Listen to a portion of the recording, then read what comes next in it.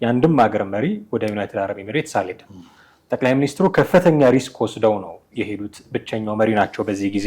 በዚህ ሁኔታ ላይ እንግዲህ ጠቅላይ ሚኒስትር አብይ ወደ ዩናይትድ አረብ ኤሚሬትስ መሄዳቸው በጣም ትንሽ ግራ የሚያጋባ ነው። ወደ ጦርነት ቀጠና የኢራን ሚሳኤሎች በየሌሊትና ቀን ባለማቋረጥ እየተኮሱ ባለበት ሁኔታ ላይ ወደዛ ሉካኖችን ይዞ መሄድ በጣም አደገኛ ነው። እንደገና ሐምዳን ዳጋሎን ትረዳለች ተብላ የምትታማው ዩናይትድ አረብ ኤሚሬትስ ጋር ሲሄዱ እና አልቡርሃን የሆነ ነገር መቼ መጠርጠራቸው አይቀርም። እነዚህ ሀገሮች ጦርነት ውስጥ ናቸው።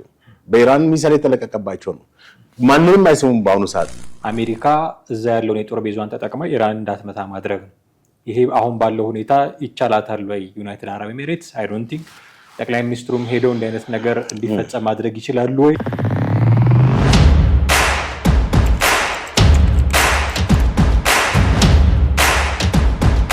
ሰላም ጤና ይስጥልን ውድ ቤተሰቦቻችን እንዴት አላችሁ? ይህ ዘኢትዮጵያ ቻናላችን ነው። በወቅታዊ ፕሮግራማችን ተመልሰናል። ጥላሁን አክሊሉና አምሃ ደግፋ ከእናንተ ጋር ቆይታ እናደርጋለን። ክቡር ጠቅላይ ሚኒስትር ዶክተር አብይ አህመድ በትላንትናው ዕለት የተባበሩት ዩናይትድ አረብ ኤሚሬትስ ተገኝተዋል።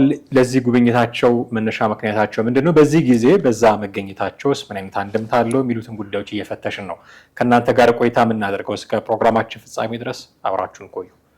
ጥሌ እንዴት አለ? ሰላም ነኝ፣ እግዚአብሔር ይመስገን። አልደን ይመስገን። ትላንት እንግዲህ ሰማን ጠቅላይ ሚኒስትሩ ዩናይትድ አረብ ኤሚሬትስ መገኘታቸውን። እንደምታውቀው ኢትዮጵያና ዩናይትድ አረብ ኤሚሬትስ ከዚህ ከለውጡ በኋላ በጣም ጥብቅ የሆነ ግንኙነት ያላቸው ሀገራት እንደሆኑ ይታወቃል። በተለያዩ አጋጣሚዎች ይሄ ይታያል። እንደውም ዩናይትድ አረብ ኤሚሬትስ ለኢትዮጵያ የድሮንን ጨምሮ የጦር መሳሪያ ድጋፍ ታደርጋለች በሚል በብዙ ወገኖች ትታማለች። በነ ኤርትራም በነ ህዋትም በነ ፋኖም ትታማለች። ይህንን የሚያረጋግጥ በሚመስል መልኩ ጠቅላይ ሚኒስትሩ በነገራችን ላይ የእስራኤልና አሜሪካ ኢራን ላይ እርምጃ መውሰድ ከጀመሩበት ጊዜ አንስቶ የአንድም ሀገር መሪ ወደ ዩናይትድ አረብ ኤሚሬትስ አልሄድም። ጠቅላይ ሚኒስትሩ ከፍተኛ ሪስክ ወስደው ነው የሄዱት። ብቸኛው መሪ ናቸው በዚህ ጊዜ ወደ ዩናይትድ አረብ ኤሚሬትስ የሄዱት። ምንድነው የሚያሳየን? ጉዟቸውን እንዴት አገኘው? እንግዲህ ያው አንተ እንደገለጽከው ጠቅላይ ሚኒስትሩ ወደ ዩናይትድ አረብ ኤሚሬትስ ማለት ከጦርነቱ በኋላ በዚህ በአሜሪካና ኢራን ወይም አሜሪካና እስራኤል ማለት ነው ኢራንና የአሜሪካና የእስራኤል በቅንጅት በመሆን በኢራን ላይ ከፈቱ ጦርነት 14ኛ ቀኑ ነው ዛሬ።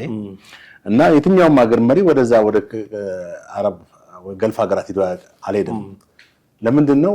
ኢራቅ ማናት ኢራን ጦርነት ከተከፈተባት ጀምሮ በእነዚህ በገልፍ ሀገራት ላይ የተለያየ ገልፍ ሀገራት ላይ ሚሳኤል እየለቀቀች ነው። አንድ በኩል የአሜሪካን የጦር ካምፕ ለማውጣት በሚል ሚሳኤል ትልቀቅ እንጂ ከተሞች ላይ እየወረደ ነው። የኦይል ታንከሮች ላይ እየወረደ ነው። የነዳጅ ማጣሪያዎች ላይ በጣም ጥቃት የፈጸመ ነው። ስለዚህ ያ ወደዛ አካባቢ መሄድ በጣም ትልቅ ስጋት ነው። እንደሚታወቀው እነዚህ ሀገሮች እንግዲህ የኢራን ወዳጆች ናቸው። ጦርነት መከፈቱም በእነዚህ ላይ ያው በጣም የቀጠናውን የፖለቲካ ሁኔታ በጣም እንዲጦዝ አድርጎታል። በዚህ ሁኔታ ላይ እንግዲህ ጠቅላይ ሚኒስትር አብይ ወደ ዩናይትድ አረብ ኤሚሬትስ መሄዳቸው በጣም ትንሽ ግራ የሚያጋባ ነው። ወደ ጦርነት ቀጠና የኢራን ሚሳኤሎች በየሌሊትና ቀን ባለማቋረጥ እየተኮሱ ባለበት ሁኔታ ላይ ወደዛ ሉካኖችን ይዞ መሄድ በጣም አደገኛ ነው። ከእሳቸው ጋር ወደ 4 የሚሆኑ ባለስልጣናቶች ሄደዋል። የመረጃና ደህንነት የብሔራዊ መረጃና አገልግሎት ዋና ዳይሬክተር አምባሳደር ሬድዋን ሁሴን ሄደዋል። የገንዘብ ሚኒስትሩ አቶ አህመድ ሺዴም ሄደዋል። የሰላም ሚኒስትሩ መሐመድ እድሪስ እንዲሁም የብልጽግና ፓርቲ ምክትል ፕሬዚዳንት አደም ፋራ አብረው ሄደዋል። እንግዲህ ምንድነው የሄዱበት ተልእኮ እስካሁን ድረስ ግልጽ አልሆነም። በጠቅላይ ሚኒስትሩም ይፋዊ እንትን የተነገረ ነገር የለም። እዛ ከሄዱ በኋላ የዱባይ የዩናይትድ አረብ ኤሚሬትስ የፍትህ ሚኒስተር እንደሚቀበሏቸው ነው የተነገረው። በቀጠና ጉዳይ ላይ በምን ላይ እንደሚነጋገሩም ግልጽ አይደለም። በጣም ከባድ ነገር ነው። ምክንያቱም በዚህ ቀውጢ ወቅት ወደዛ ስፍራ መሄድ እጅግ ከባድ ነገር ነው። እንግዲህ የሚኖረው አንደምታን ወይንም ከውይይቱ በኋላ በሚለቀቀው መረጃ ያንን መሰረት አድርገን ሐሳብ ልንሰጥበት የምንችልበት ሁኔታ ይሆናል። ግን በአሁኑ ወቅት ወደዛ ከመሄዳቸው ራሱ ትልቅ ስጋት ነው። እዛ ከመሄዳቸው በፊት ወደ ጅቡቲ በመሄድ ከጅቡቲ ፕሬዝዳንት ኢስማኤል ኦማር ገሌና ከሶማሌው ፕሬዝዳንት ሐሰን መሐመድ ሼህ ጋር ተነጋግረዋል። ይህም እንግዲህ ግልጽ ነው በቀጠናው ባለው ሰላምና ያለመረጋጋት ሁኔታ ላይ ውይይት እንዳደረጉ ነው በይፋ የተናገሩት። ግን አሁን ወደዚህ ወደ ዩናይትድ አረብ ኤሚሬት የፈለገ ወዳጅነት ቢኖር መሄዱ በጣም ሪስክ ነው፣ ከባድ አደጋ ነው። ምክንያቱም ኢራን ሚሳኤሎችን እየለቀቀች ባለችበት ሁኔታ ኖቶል የአሜሪካንን የጦር ካምፕ ብቻ አይደለም ወደ ከተሞችም እየለቀቀች ነው። የዱባይ ከተሞችም ተመተዋል ህንፃዎች። ምሳሌ ባለፈው ሳምንት የዱባይ ሆቴል የሚባለው ቡርጅ ከሊፋ አጠገብ አካባቢ ያለው ህንፃ ተመቷል። እንግዲህ ቡርጅ ከሊፋ አጠገቡ ነው። ቡርጅ ከሊፋ በዓለም ትልቁ ሰማይ ጠቀስ ፎቅ ነው። ሌሎችም እንደዚህ በተመሳሳይ የተመቱባቸው ሁኔታ አቡዳቢ ላይም እንደ ኳታር ላይም ኩዌት ላይም ኢራቅ ላይም ዮርዳኖስ፣ ሳውዲ አረቢያ በጠቅላላ በቀጠናው አካባቢ ያሉት የገልፍ ሀገራት ላይ ጥቃት የተፈጸመ ነው። እንኳን ወደዛ መሄድ አይደለም ኖርማሊ እንደው እንቅስቃሴ ለማድረግ ማሰቡ ራሱ ከባድ ነው። በመሪ ደረጃም አይደለም አንድ ባለስልጣን ተራ ባለስልጣንም ወደዛ ሊሄድ ደፍሮ የሚሄድበት ነገር አይመስልም። ግን እሳቸው በድፍረት ወደዛ መሄዳቸው ያው ጥያቄ እንድጠይቅ የሚያደርግ ነው። ስለዚህ እንግዲህ በእርግጠኛነት ሊያነሱ የሚችሉት ነገር ምንድነው የሚለውን ጥያቄ እናንሳና በዛ ላይ ሐሳብ መስጠት ይቻላል። ሊያነሱ የሚችሉት ነገር መቼም በኢትዮጵያና በዩናይትድ አረብ ኤሚሬት መካከል ያለውን ቀድሞ የነበረው ማለት ከጦርነቱ በፊት እንግዲህ በሁለቱ ሀገራቶች መካከል የንግድም የተለያየ ትሬድም ግንኙነትም ነው የኢኮኖሚ ትብብርም ነው ሲያደርጉ የነበሩት አይደል? አሁን በዛ ሁኔታ ላይ ብቻ ተነጋግረው ይመለሳሉ ብለን አንጠብቅም። ምክንያቱም ዩናይትድ አረብ ኤሚሬት ጦርነት ላይ ነች። ራሷ ባተኩስም የተተኮሰባት የተከላከለች ነች። ድሮኖች ይለቀቁባታል፣ ሚሳኤሎች ይለቀቁባታል። ያንን በመከላከል ላይ ነች ያለችው። በግልጽ ወደ ኢራን የተኮሰችው ነገር እስካሁን ባይኖርም መከላከል ራሱ የጦርነት አካል ነው። ስትከላከልም ጦርነት ውስጥ ነህ፣ ስትተኩስ ብቻ አይደለም እና በጦርነት ውስጥ ያለ ሀገር ነው ማለት ነው የሄዱት። ስለዚህ በዚህ ቦታ ላይ እንግዲህ ከሚኒስትሩ ከዋናው ከፕሬዝዳንቱ ጋር እንደሚገናኙ ነው ተስፋ የሚደረገው። በሚገናኙበት ሰዓት ከኢራን ጋር አገሪቷ በገባችበት ጦርነት አስመልክቶ ነጥቦች ያነሳሉ ወይ ይወያያሉ ተብሎ ይጠበቃል። እንግዲህ ኢትዮጵያ ምልህ ሀያል ሀገር አይደለችም ማለት እንግዲህ እንደነ ሩሲያ እንደነ ቻይና እና እንደ ሌሎች ሀያል ሀገሮች አይደለችም። ስለዚህ ጦርነቱን ለማስቆምም ሆነ ጦርነቱን እንትን ለማድረግ አቅም የለንም አይደል እንዴ? ኢራንን ረፊ ወይንም በዲፕሎማሲም ወይንም በማንኛውም ነገር ያንን ለመዳኘት የሚያስችል ስምምነት እንዳደርጉ ለማስችል እንትን የሚያስችል ወታደራዊ ማለት ዓለም አቀፍ እንትን የለንም። ይሄ ወርልድ ፓወር የሚባለው ለሀያልነት የለንም። አንደኛ አፍሪካ ውስጥ ነው ያለነው። ዘሆል አፍሪካ በሶስተኛ ዓለም ውስጥ የታቀፈ ነው። አቅማችንም ምናችንም ይታወቃል። ምናልባት ኢትዮጵያ አቅም አላት ከተባለ በአፍሪካ ውስጥ ነው እንጂ በምስራቅ አፍሪካ ነው እንጂ ከዛ በዘለለ የጎላ ወታደራዊ ኃይል አላት ብለን እንመሰክር አንችልም። ነገር ግን የሚያነሱት ነጥብ በዚህ ዙሪያ ነው ሊኖር የሚችለው። በዚህ ከኢራን ጋር ያለው ጦርነት አይዟችሁም ለማለት እኮ ቢያንስ የምትረዳው ነገር መኖር አለበት አይደል?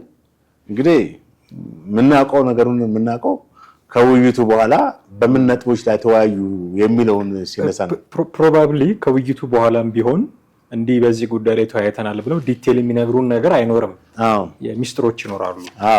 ያው እንደተለመደው በሁለትዮሽ ግንኙነቶች ላይ ተነጋግረናል፣ በቀጠናዊ ጉዳዮች ላይ ተወያይተናል፣ የሁለቱን ሀገራት ትብብር ለማጠናከር ተስማምተናል እንደሚሉን ነው ኤክስፔክት ማድረገው። ግን የጠቅላይ ሚኒስትሩ ጉዞ ሌሎች አንድምታዎች የሉትም ወይ ብሎ መፈተሽም ደግሞ ተገቢ ነው ብዬ አስባለሁ። ምክንያቱም ዩናይትድ አረብ ኤሚሬትስ የሱዳን ጦርነት ላይ የራሷ እጅ የአላት ተብላ የምትታማ ሀገር እንደሆነች ይታወቃል። ሱዳን ውስጥ ጄኔራል አልቡርሃን እና ሐምዳን ዳጋሎ ጄኔራል ሄሜቲ የፈጥኖ ድራሽ ኃይሉ መሪ ጦርነት ላይ እንዳሉ ይታወቃል። ሱዳንን እያፈራረሰ ያለ ጦርነት ነው ይታወቃል።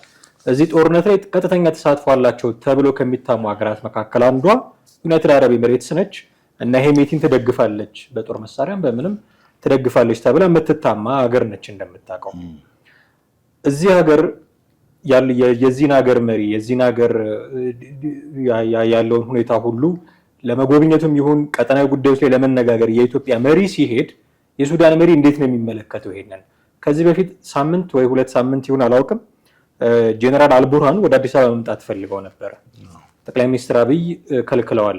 ምክንያቱም እየተጨናነቀ ስኬጁል ነው ያላቸው ተብሎ ተከልክሎ የሱዳን መገናኛ ብዙሃን ሲያራግቡ ነበር። ይሄንን እዚህ ቁርሾቸው ላይ ሌላ እንደገና ነዳጅ የሚጨምር ነገር ነው የሚሆነው። ምክንያቱም እንደውም ኢትዮጵያ ራሷ ለሐምዳን ዳጋሎ መሬት ሰጥታ የሚሰለጥኑበት ቦታ ሰጥታለች እያሉ እኮ ራሳቸው ሱዳኖች እውነትነቱ ባይረጋገጥም እንዲህ አይነት መረጃዎች ያወጡ ነበር። ስለዚህ እነ ሐምዳን ዳጋሎን የምትረዳውን ዩናይትድ አረብ ኤሚሬትስን ሄዶ መጎብኘት ማለት ሱዳን ላይ እንደማያሴር አድርገው ሊወስዱት ይችላሉ ብዬ አስባለሁ። የሱዳን ጦርነት የሱዳን ብቻ አይደለም ይመስለኝ እኔ። ምክንያቱም ድንበርተኛ መሆናችን እንዳለ ሆኖ በዚህ በአልፋሽጋ የሚባለው አካባቢ ከኢትዮጵያ ጋር በሚዋሰኑበት አካባቢ ያሉ ወታደራዊ እንቅስቃሴዎች አንዴ የሱዳን ወታደሮች ገብተው ገበሬ ሲያባረሩ አካባቢው ለም ከመሆኑ አንጻር ገበሬዎች በእርግጥ ይፈልጉታል። ኢትዮጵያም ደግሞ በግልጽ አቋሟ ምን እንደሆነ አናውቅም። ወታደራዊ ሚኒስትሮች ሊኖሩ ይችላሉ። ግን የሱዳን መገናኛ ብዙሃንም ባለስልጣናትም የሚያምኑት ከነ ሐምዳን ዳጋሎ ጎን ኢትዮጵያ ቆማለች የሚል ነው። በእርግጥ ጠቅላይ ሚኒስትር አብይ አህመድ ሁለቱን ወገኖች ለማስማማት በጣም ሲጥሩ የነበሩ መሪ እንደነበሩ እናውቃለን። የሆነ ጊዜ በጣም አደጋ ውስጥ ገብታ በነበረ ጊዜ ሱዳን መሪዎቹን አስማምተው ትንሽ እፎይታ እንድታገኝም ያደረጉት ጠቅላይ ሚኒስትር አብይ ነበሩ። ያንን ሁሉ እንደ ውለታ ሳይቆጥሩ አሁን ሐምዳን ዳጋሎን ትረዳለች ኢትዮጵያ፣ መሬት ሰጥታ እንዲሰለጥኑ ታደርጋለች ከሚል ወቀሳ ጋር ነው ዲፕሎማሲውን ከኛ ጋር ያለውን የሚቃኙት። እንዲህ እያሉን እንደገና ሐምዳን ዳጋሎን ትረዳለች ተብላ የምትታማው ዩናይትድ አረብ ኤሚሬትስ ጋር ሲሄዱ እና አልቡርሃን የሆነ ነገር መቼ መጠረጠራቸው አይቀርም ብዬ ነው። ትክክል። እንግዲህ የእሳቸው ጉብኝት ማለት ወደ ሳውዲ ዩናይትድ አረብ ኤሚሬት መሄዳቸው አሁን ከጠቀስከው ከሱዳን እርስ በርስ ግጭት ጋር ወይም ካለው የኃይል አስተላለፍ ጋር የራሱ ግንኙነት ይኖረዋል። ምክንያቱም ዩናይትድ አረብ ኤሚሬት ሐምዳን ዳጋሎን ወይም የዚህ ልዩ ኃይሉ ነው ትረዳለች፣ እንደምትረዳ ይታወቃል። ኢትዮጵያ ደግሞ ጠቅላይ ሚኒስትሩም በሁለቱን ተቀናቃኝ ኃይሎች እንዲሁ ደራደሩ ማድረጓ ይታወቃል። በውስጥ አዋቂነት ደግሞ ኢትዮጵያ ራሷ ይሄን የልዩ ኃይሉን አዛዥ ጀነራል ሐምዳን ዳጋሎን ትረዳለች። ስለዚህ እሳቸው ወደዛ መሄዳቸው ወደ ዩናይትድ አረብ መሄዳቸው ጠቅላይ ሚኒስትሩ የበለጠ የአልቡርሃንን መንግስት የሚቀናቀነውን ኃይል ለመደገፍ የታለመ ነው የሚል አንድምታ ያለው ሊሆን ይችላል። እንደዛ ሊረዱ ይችላል። ግን በዋነኝነት እኔ የምልህ ይሄ አሁን ያልከው ነገር ሊሆን ይችላል። ኦፍ ኮርስ ምክንያቱም ቅድሚያ ወደዛ ስትሄድ በቀጠናው ያለውን ሁኔታ ማንሳታቸው የማይቀር ነው። ግን አሁን በተጨባጭ ወደዛ ሲሄዱ ዩናይትድ አረብ ኤሚሬት ጦርነት ላይ ነው ያለው ከኢራን ጋር ባለው ሁኔታ። ስለዚህ ይሄንን በሁለተኛ ደረጃ ሊያነሱት ይችላሉ እንጂ ፕራዮሪቲ ሰጥተው ምክንያቱም እንደገና በቁስል ላይ ቁስል መጨመር ነው። የሰውየው የዛ ሀገር ቁስል እያለ በኢራን እየተደበደበ ያለን ሀገር የኛን ሀገር ችግር የኛን ቀጠና የአፍሪካ ቀንድን ችግር እንድትፈታልን ብሎ ወይንም ከዛ ጋር ያለውን የፖለቲካ እንትን ለማጠናከር መሄድ ሌላ እንትን ነው። ምክንያቱም እነዚህ ሀገሮች ጦርነት ውስጥ ናቸው። በኢራን ሚሳይል የተለቀቀባቸው ነው። ማንንም አይሰሙም። በአሁኑ ሰዓት የመጀመሪያ ጠቅላይ ሚኒስትሩ ጉብኝት ሊሆን የሚችለው ከፕሬዚዳንት አረብ ኤሚሬት ፕሬዚዳንት ጋር ሊወያዩ የሚችሉት አጀንዳ የራሳቸውን የነዛን ሀገራት ፖለቲካል ፍላጎት መሰረት አድርገው ነው። ይህ ፖለቲካ ፍላጎት ምንድነው? በአሁኑ ወቅት ጦርነት ላይ ናቸው። ጦርነት ላይ እስከሆኑ ድረስ ደግሞ በዚህ ጦርነት ዙሪያ ወደ መፍትሄ ማለት ጦርነቱ ወደሚቆምበት ሁኔታ ምንድነው? ከኢራን ጋርስ የመፍትሄ ሀሳብም ይዘው ሊሄዱ ይችላሉ። ገብቷል። ይህም ቀላል ነገር አይደለም። አንዳንዴ ሀያል መሆን ብቻ አይደለም ጦርነት የምታስቆምበት ጥበበኛ የሆነ የፖለቲካል አካሄድ ካሄድክ ጦርነትን ማትከታበት ምክንያት የለም። አሁን እነዚህ አረብ ሀገራቶች ቁጣ ላይ ናቸው። የጠቅላይ ሚኒስትሩ መሄድ በጥበብም በፖለቲካም ሶሉሽን ለጦርነቱ መፍትሄ የሚያመጣ አይነት አካሄድ ሊሄድ ይችላል ብለን የምንገምት ከሆነ የሚሄዱት ዩናይትድ አረብ ኤሚሬትስ አልነበረም የሚሆነው። ወይ ዋሽንግተን ነው ወይ ቴል አቪቭ ነው አሊያም ቴሄራን። እነሱ የታያቸው ሁኔታ አለ። ያ ደግሞ ሌላ አቅጣጫ ነው። አሁን ወደ እነዛም ሄደህ የጦርነቱን መልክ እንመልከተው እስኪ። አሁን ጦርነቱ መሪዎች እነዛ ናቸው። ግን አሁን ኢራን እያደረገች ያለችው የመልስ ምትን ወዴት ነው? ወደ እነዚህ ነው። የቀጥተኛ ጦርነት አይደለም የከፈተችው። ቀጥተኛ ወደ የመቷትን ሳይሆን የምትመታው ያልነኳትን ነው። ያው የጦር ነገር ነው አሜሪካ ላይ ጫና ማሳደር። አሁን ይሄንም እኮ አንድ የራሱን የመፍትሄ አቅጣጫ ሊሆን ይችላል። ጠቅላይ ሚኒስትሩ የሄዱበት ሁኔታ የመፍትሄ አቅጣጫ ነው ብለን ምንድነው ኢራንን ማስቆም የሚቻለው በፉከራ ወይም እሷ በምትተኩሰው ሚሳኤል ላይ እንደገና ሌላ ጥቃት በማድረስ መሆን የለበትም። ትክክለኛው የዲፕሎማሲ አካሄድ መሄድ ሊያስፈልግ ይችላል። ምሳሌ አሁን ዩናይትድ አረብ ኤሚሬት ከኢራን ጋር የጠበቀ ወዳጅነት አላት። ኳታር የጠበቀ ወዳጅነት አላት። በሙስሊም ሀገሮች ናቸው፣ ጎረቤት ሀገሮች ናቸው፣ ይተዋወቃሉ፣ ለዘመናት አብረው ይኖሩ ናቸው። ያው ያጋጫቸው ምንድነው? በዋነኝነት ኢራን ላይ ጥቃት ስለተከፈተ ያን ጥቃት ለመመከት በቀል እርምጃ ለመውሰድ የአሜሪካን የጦር ካምፕ ለመምታት በምትወስደው እርምጃ ነው ከተሞች የነዚህን የገልፍ ሀገራት ከተሞች የመታች ያለችው የነዳጅ ማጣሪያዎቻቸውን እንዲሁም ህንፃዎቻቸው ነው። ስለዚህ ጠቅላይ ሚኒስትሩ ወደዛ ሲሄዱ ይሄንን እንደ አጀንዳ ይዘው እንግዲህ ይዘውት የሄዱት የመፍትሄ አቅጣጫ ሊኖር አለ። ዝም ብሎ መቼም አይሄዱም። ይዘዋቸው የሄዱትም ሰዎች የመካከለኛው ምስራቅን ያውቃሉ የሚሏቸውን ሰዎች ነው ይዘው። ተመልከት እነማን እንደሆኑ ሙስሊሞችን ነው ይዘው፣ ሙስሊም ባለስልጣናቶችን ነው ይዘው። ከዛም አንፃር ማየት ያስፈልጋል። አምባሳደር ሬድዋን ሙስሊም ናቸው፣ በፖለቲካ ያበሰሉ ናቸው። መካከለኛው ምስራቅን ከሌላው ክርስቲያን እንትን የበለጠ ያውቃሉ ተብሎ የሚታሰብ ነው እንግዲህ አይደል እንዴ። ሁለተኛ ደረጃ አህመድ ሼዴም እንደዚሁ የሙስሊም እና እስልምና ሃይማኖት ተከታይ ናቸው። ሶስተኛ የሰላም ሚኒስትሩ መሐመድ ኢድሪስም የእስልምና እምነት ተከታይ ናቸው። አራተኛ የብልጽግና ፓርቲ ምክትል ፕሬዝዳንት አደም ፋራም የእስልምና እምነት ተከታይ ነው። እና ስትራቴጂካሊ ይሄን ነገር ይዘዋቸው የሄዱት ሰዎችም ሙስሊም ማሪዎችን ሙስሊም ባለስልጣናቶችን መርጠው ነው። ምናልባት የመፍትሄ አቅጣጫው እንግዲህ ማለት ለአረብ ኤሚሬት ይሄን ሐሳብ ሲያቀርቡ ይሄ ሐሳብ ወደ ለኢራን የሚቀርብ ሊሆን ይችላል ብዬ አስባለሁ። ማለት ኢራን ጋር ምንም አይነት ጸብ የላቸውም ሁለቱም ሀገራቶች ኢራንና ዩናይትድ አረብ ኤሚሬት ምንም አይነት ታሪካዊ ቁርሾ የላቸውም። ስለዚህ ኢራን የምትተኩሰው ለአንድ ዓላማ ነው፣ የአሜሪካን የጦር ቤዝ ለመምታት ነው። ግን ያንን በመምታት በሚል ሰበብ እየተመታ ነው ማን ህንፃዎችና የነዳጅ ማደያዎች። እንደገናም ሰዎች ተገለዋል። እስካሁን በገልፍ ሀገራት 17 ሰዎች ተገለዋል።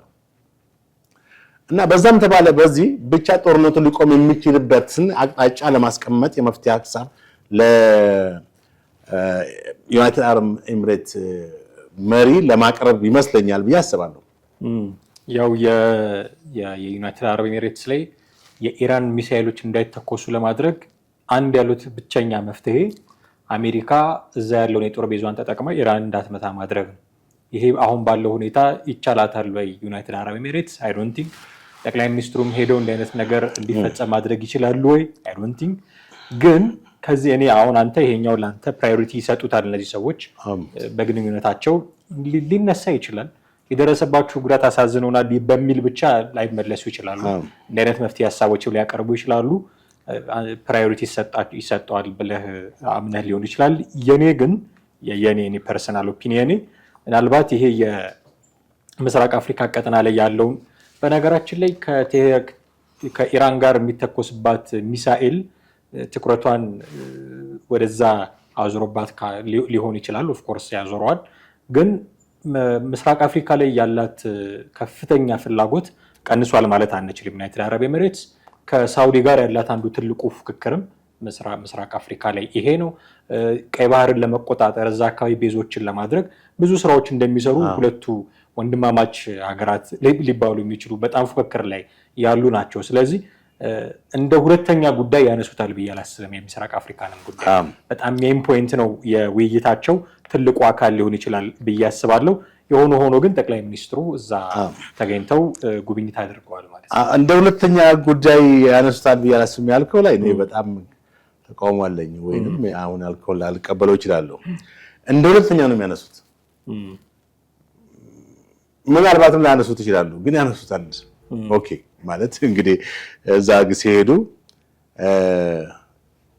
በሁለተኛ ደረጃ ያነሱታል። በዋነኛነት ግን ከኢራን ጦርነት ጋር የተያዘ ጉዳይ ሳያነሱ ሌላ ነገር አያነሱም ብዬ በዋነኛነት እኮ ትኩረት የሚሰጡት ኢትዮጵያን እና የዚህን የቀጠናውን ችግር የሱዳንንም የሌሎችም ሊያነሱ ይችላሉ። ግን መጀመሪያ ትልቅ እንትን የሚሰጡት እኔ እንዴት መሰለህ የምረዳው ፕራዮሪታይዝ የሚሰጡት ለዛኛው እንዴ በጦርነት ያለን ሀገር አንተ ጦርነት ላይ ነች ዩናይትድ አረብ ኤሚሬትስ እንዳልከው መከላከልም ጦርነት ነው። ትልቁ ጉዳዩ በአሁኑ ወቅት ከኢራን የሚተኮሱት ሚሳኤሎች ሊሆኑ ይችላሉ። ይህንን ትልቅ ጉዳዩን የምታወራው ከጠቅላይ ሚኒስትር አብይ አህመድ ጋር ነው ብዬ አላስብም። በዚህ ጦርነት ላይ በእስራኤል እና አሜሪካ አብረው ከኢራን ጋር በሚያደርጉት ጦርነት ላይ ጠቅላይ ሚኒስትር አብይ አህመድ የጠጠር ያክል እንኳን ተጽዕኖ ያላቸው ሰው አይደሉም። በዚህ ጦርነት ላይ የእሳቸው ምንም አይነት ንግግር ጦርነት ሊያስቆም፣ የእሳቸው ምንም አይነት ንግግር ጦርነት ሊያስጀምር አይችልም። ይልቅ ኢትዮጵያን የሚጎዳበት መንገድ ሊኖር ይችላል ያ ጦርነት ኢኮኖሚካሊ። እዛ አካባቢ ደግሞ እንደምታውቀው ቤሩትም ምንም በጣም በርካታ ቤት ውስጥ የሚሰሩ ሰራተኞች ኢትዮጵያውያን አሉ። ከሱ አንጻር የሚመለከታት ጉዳይ አለ። ይሄንን ምናልባት ሊያነሱ ከቻሉ አላውቅም ከነሱ ጋር እንጂ ትልቁ ጉዳይዋ የኢራን ጉዳይ ቢሆን እንኳን ዩናይትድ አረብ ኤሚሬትስ ኦን ዘ ዌይ ዶክተር አብይ ጋር አይደለም ኦን ዘ ጆርኒ በጉዟቸው ወቅት የሚያነሱት ነው እንጂ ይሄን ጭብጥ ይዘው አንደኛ በጦርነት ያለን ሀገር አቋርጠ እኔ በጦርነት ላይ ያለች መሆኑ አልጠፋኝም። ትልቁ ስጋቷ የኢራን ሚሳኤል መሆኑ አልጠፋኝም። ትልቁ ስጋቷን የምታወራው ግን ትልቁ ስጋቷን ከሚያቀልላት ሀገር ጋር ነው ሊሆን የሚችለው ከሌሎች ይሄ ጉዳይ በጣም ከሚመለከታቸው ሀገራት ጋር። በአንድ በኩል ቅድም መነሻችን ላይ እንደተናገር ነው ወደ ጠቅላይ ሚኒስትሩ ወደዛ መሄዳቸው በጣም ትልቅ ድፍረት የሚጠይቅ ነው። በጣም በጦርነት ያለን ሀገር የጎበኘ የመጀመሪያው መሪ ሊባል የሚችሉ ናቸው። የድሮን ሳይሆን በከረንት ላይ አሁን ባለው ሁኔታ ዩናይትድ አረብ ኤሚሬትን ሆነ ሳውዲን ሆነ ኳታርን ጋር የሄደ መሪ ማንም የለም። እስራኤልም የሄደ መሪ ማንም የለም። እሳቸው ናቸው መጀመሪያ። ይሄ በጣም ትልቅ ነገር ነው። እንደውም ባጫ ደበሌ የዚህ የኬንያ አምባሳደር ማለት ነው ወደ ጦርነት ግንባር ከመዝመት ጋር የሚስተካከል ጀግንነት ነው ብለውታል። እንደገና ደግሞ ከዚህ በፊት የደንብ ልብስ ለብሰው ወደ ጦርነት ግንባር ከዘመቱበት ያው ታስታውሳለህ በወያኔ ጊዜ እና ትልቅ ድፍረት የተሞላበት ነገር ነው። ምክንያቱም ራስን አንድ መሪ እንግዲህ አስበው እንደ አንድ መሪ የጥቃት ኢላማ የማትሆንበት ምክንያት አይኖርም እና ሲሄዱ ደግሞ ኢትዮጵያና ማን ነው ኢራንና ኩዌት ማናት ዩናይትድ አረብ ኤሚሬትን ለማደራደር ወይንም በቃ አንተምቶ ለማለት እንደማለት የታወቀ ነው። ኢትዮጵያ እዛ ደረጃ አይደለችም።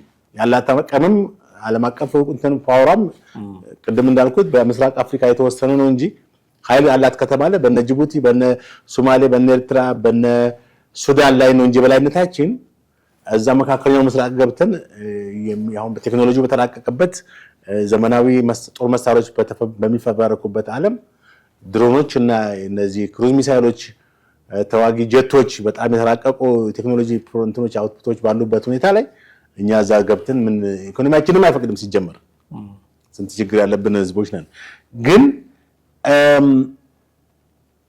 ሐሳብ ቀላል ነገር አይደለም።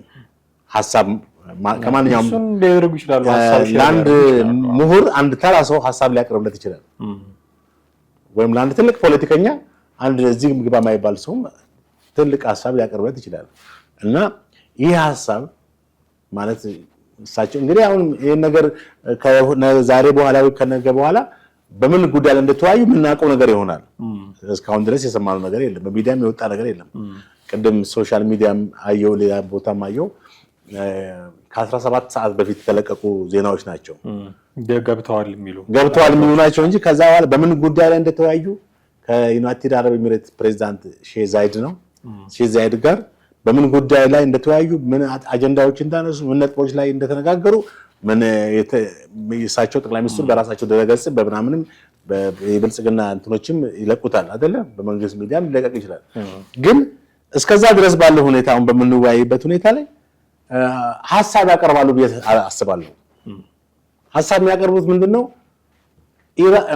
ኢራን ለምታደርስባት ጥቃት ዩናይትድ አረብ ኤሚሬት ተባበሩት አረብ ኤሚሬት ይሄንን የመፍትሄ ሐሳብ ለኢራን ብታቀርብና ኢራን ሚሳኤሎቿን ብትለቃቸው ሚሳኤሎች ምናልባት ሐሳብ ኖቶሊ በአረብ ኤሚሬት ላይ ብቻም ሳይሆን በተቀሩት በሰባቱና በስድስቱ የገልፍ ሀገራት ላይ የሚለቀቀው ሚሳኤል የሚል ነጥብ ይዘው ሄዶ ሊሆን ይችላል ብዬ አስባለሁ አሁን ያልከው ደግሞ የቀጠና የሆርን ኦፍ አፍሪካ ችግርን ያነሳሉ የቀይ ባህርን ችግር ያነሳሉ ከሳውዲ አረቢያ ጋር ያለውን የራይቫለሪ የተቀናቃኝነት ችግር ያነሳሉ የመሳሰሉት ነገሮችን በተመለከተ እሱ እኛን ኢትዮጵያን እና ሆርን ኦፍ አፍሪካን የሚመለከት ነው አይደል በዚህ በቀጠናው በቀይ ባህር ዙሪያ ያለውን ሁኔታ የሚመለከት ነው እሱን ሁለተኛ አጀንዳ ነው ብለን እናስባለን እሱንም ቢያነሱ መልካም ነው ግን ቅድሚያ ሊሰጡት የሚችሉት ቅድም እንዳልኩት የኢራን ጉዳይ ነው